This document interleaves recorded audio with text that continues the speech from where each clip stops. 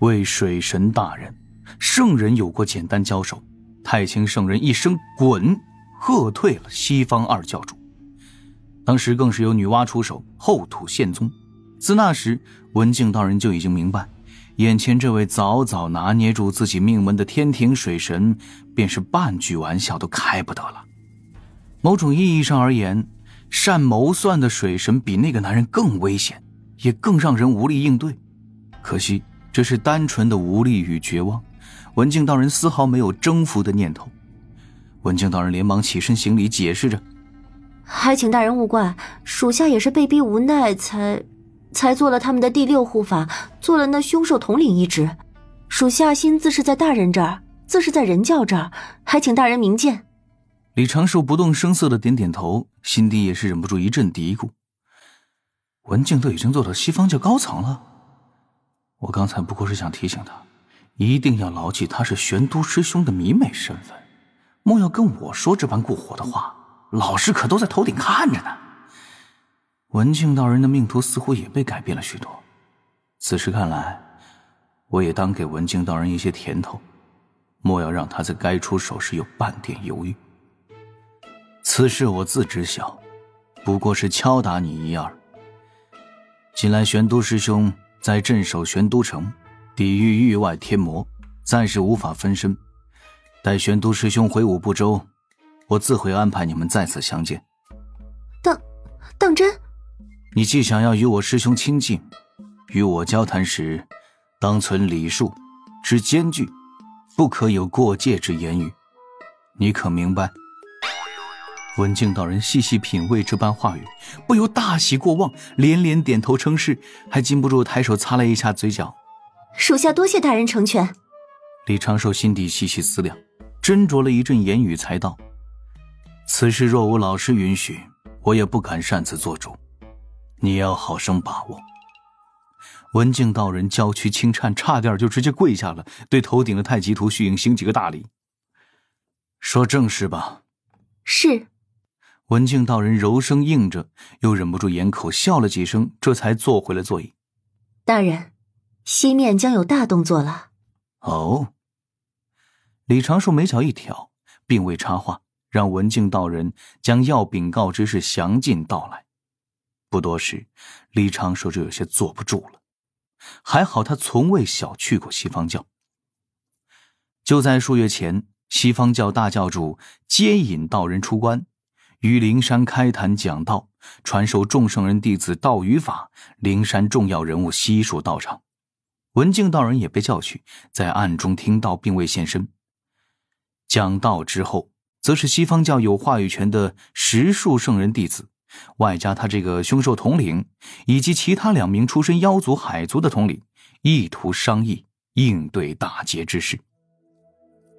这一次商议之中，西方教定下了2件大事。第一，在5部洲收敛羽翼，让西方所属尽皆沉寂下来，并主动清剿原本收容的一批业障大妖，收割功德，增加本教气运。要说狠，还是这些家伙狠啊！当年一句你与我西方有缘，让上古不少妖族老妖屁颠屁颠的就去了西方教。而今大劫落下了，为了给镇压西方教教运的12品金莲减负，直接要将这些气运累赘剿灭，哪怕自断一职，也要护住气运大盘不崩。文静道人低声道：属下就要负责此事。要灭的大妖着实不少，大多是藏在3000世界中。西方本意怕是要让我们鸿蒙凶兽也在此间牺牲掉部分。大人，是否要暗中招揽？不要多想这些，让你潜藏在西方自有上面的道理，不是让你做这些蝇头小事。切记，你此时就以自保为主，哪怕是接到了来杀我的命令，你可以随意杀我的化身，可明白了？文静道人连忙低头应答：是，属下明白。第2件事为何？西方对地府有所图谋，他们所图不小，怕是想控制部分6道轮回之事，或是另立一种轮回。你且停下，让我来猜猜。这场算计，西方早已经暗中布置了数万年，事关3000世界中的诸多大千世界，凝聚香火功德，截取人族气运，可对？文静道人一愣，小声问：“您还有另外的耳目？”李长寿指了指自己的左耳，又指了指自己右耳，笑而不语。文静道人若有所思，悠悠地道了一句：“属下还未探听到了此事，开心了数月，不曾想您都已……”李长寿笑了笑，左手张开，掌心涌出一团云雾，这些云雾凝成了五步洲的大概形状，缩小为巴掌大小，又在五步洲周围凝出了一片片岛屿。这些岛屿缩小为星光，缓缓向外扩散，星光中有诸多闪烁着红光。李长寿有意敲打文静道人，淡定地解释着：“这是西方教此时间接或者是直接控制的3000世界。他们的思路的确不错，在五步洲之外开辟香火神国，再借用香火功德抵消劫运，培养仙兵。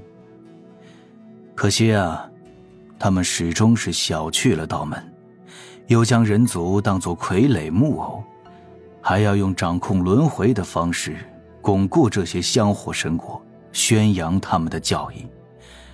可笑且可叹呐。既一切都在水神大人您掌握之中，属下就放心了。且将你所知继续道来，我看是否有遗漏之处。是。文静道人盈盈一礼，继续此前讲述。半个时辰后，文静道人这化身化作云雾消散。李长寿站起身来，来回踱步，目中满是沉思。我的乖乖啊，西方教真就这么狠的吗？在3000世界之中囤积了无数凡人正常失去的魂魄，要在血海上另开轮回殿。若对方要用魂魄攻打地府，那很容易化解，天庭派兵及时驰援就可。麻烦的是，对方以大批魂魄要挟地府，后头娘娘那般温柔，绝不会让这般多的魂魄无辜消散，定会允许新的轮回出现，或是让出6道轮回部分的控制权。天庭能作甚？直接派兵清剿了这一批魂魄，这无异于是屠杀凡人呐。归根结底，此事最大的麻烦还是已成了西方教手中王牌的诸多大千世界，而西方教此时正有意要动用这股力量，想要借此扛过大劫。不能乱，思路必须清晰。香火神国，不错，要从根本上给香火神国打上祸的标签，从而借天道之势瓦解西方布局。送走文静道人之后，李长寿在玉泉山的指导人也很快告辞。确定了杨戬的成长之路会如自己预期那般发展，李长寿就暂且将此事放下了。说是暂且放下，其实也是做了一些准备。他给玉鼎真人留下了10多枚专用的传信玉符，又在玉泉山附近埋下了几只指导人。随后李长寿就将自己关在小琼峰密室，招来了10多只空白的画卷，开始细细思考。西方教上下颇多能人，西方教自然知道，去紫霞宫商议封神事，他们定会遭道门圣人与圣人弟子们针对，必然得不到多少好处，故提前将视线放在了其他方面，汇聚功德，汇聚众生念力，就可度过大劫。李长寿仔细地琢磨着，提笔画下了一只弹弓，开始了反复的推演。这一次的假设他也稍微大胆了一点，毕竟是去太清观学过道的圣人未公开弟子了。怎么有点私生子的即视感？不想这些。如果我是西方圣人，该如何破此局？有秦玄雅在水神府养伤半个月，在龙吉的照料下已经伤势痊愈了，但是有秦玄雅不发一言，始终保持着沉默。一直到了与李长寿相约的时间点，李长寿前来探望，他才露出了少许微笑，开口喊了一句：“水神。”侧旁龙吉眨眨眼，嗅到了一点点不同寻常的味道。龙吉小声道：“老师，那我先回去啦。”“辛苦你了。”“不辛苦，不辛苦。”龙吉嘻嘻一笑，对李长寿做了一个鬼脸，转身就要溜，但是一句“且慢”从后面追了过来。龙吉眨眨眼，扭头看去，李长寿的手中端着一方包裹。“这是接下来半年你要学习的谋略之法，功课可是一课都不能落下。”“龙吉那张小脸顿时就成了苦瓜，一把抢过包裹，气得轻轻跺脚。“知道了，就喜欢欺负人。”看龙吉灰溜溜地驾云而去，李长寿轻笑着摇摇头。有秦玄雅坐在床榻上，抬头注视着李长寿，长长的睫毛轻轻眨动。李长寿转过身来：“今后你就安心在水神府修行，我在天庭中也算是有些名望，不会有人打扰此地。需要你站出来做宣传之事，我会提前通知你。你也可以随意闭关，修为才是最根本的。莫要忘了，前方还有金仙界。”“有秦玄雅站起身来，换了一身浅白色宫裙的她，此刻长发如瀑般滑落，些许仙光环绕，美得令人目不暇接。此时凌霄宝殿正在朝会，我带你去天河边走走，待朝会散了，再过去拜见玉帝陛下。你且稍微收拾一下，不可失了礼数。”“是。水神不用去参加朝会吗？”“玉帝特许，若无大事，我不必现身。”有秦玄雅眨眨眼，虽然不明白具体含义，但总觉得很厉害的样子。李长寿去屋外等着，用仙力封了这一处厢房。有秦玄雅很快就收拾妥当，换上了她最爱的冰蓝色长裙，搭配着金纹绣云长布靴，扎起了简单干练的翘马尾。水神府各处的天兵天将都忍不住侧目多看一两眼。有秦玄雅向前对着李长寿抱拳行礼，李长寿驾云带他飞出水神府，朝天河而去。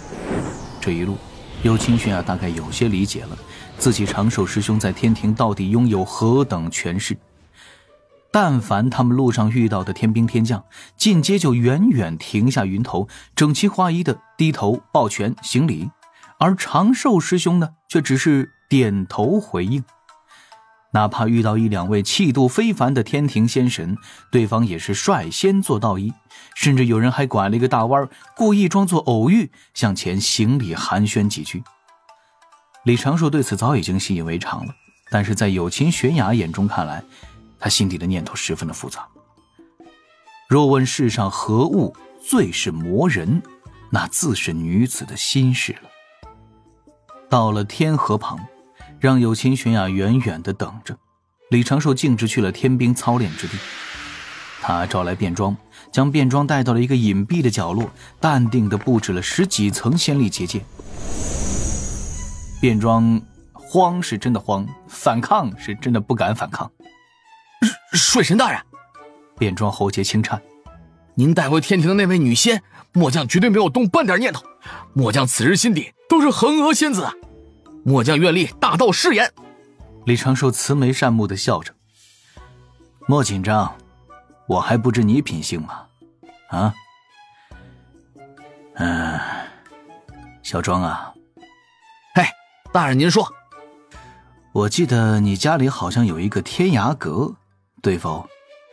便装不由得满头雾水，还是连忙点头。是。明日带我去逛逛。便装不由一愣，随后想到了什么，双腿一颤，扑通一声就跪了下来。水神，您放过末将吧，要不然让人知道我带您去天涯阁，我怕是要被各位仙子大能挫骨扬灰啊！各位又是什么鬼啊？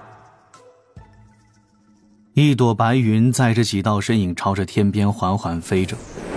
卞庄是手脚冰凉，瞳孔涣散，双目无神，呼吸凌乱，冷汗是止不住的呼呼冒啊！他扭头看了一眼身旁的这位水神大人变作的青年道者，想要再劝几句，舌头都在打颤。水神大人皱眉是什么意思？